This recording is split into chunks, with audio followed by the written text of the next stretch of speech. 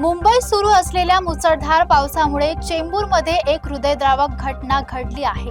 शाळकरी मुलांच्या बसवर अचानक मोठं झाड कोसळल्याने एका विद्यार्थ्याचा मृत्यू झाला तर 10 विद्यार्थी गंभीर जखमी झाले आहेत।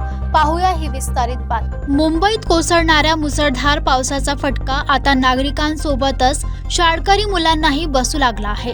चेंबूरच्या 11 नंबर रोडवर धावत्या शाळेच्या बसवर अचानक एक मोठं झाड कोसळलं आणि काही क्षणातच आनंदाचं वातावरण शोकात बदललं।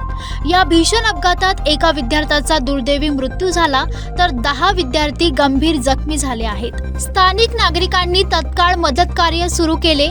त्यानंतर बीएमसी, अग्निशमन दल आणि पोलिसांच्या पथकाने घटनास्थळी धाव घेतली। जेसीबी आणि अत्याधुनिक उपकरणाच्या मदतीने बसवरचं झाड हटवून विद्यार्थ्यांना बाहेर काढण्यात आलं।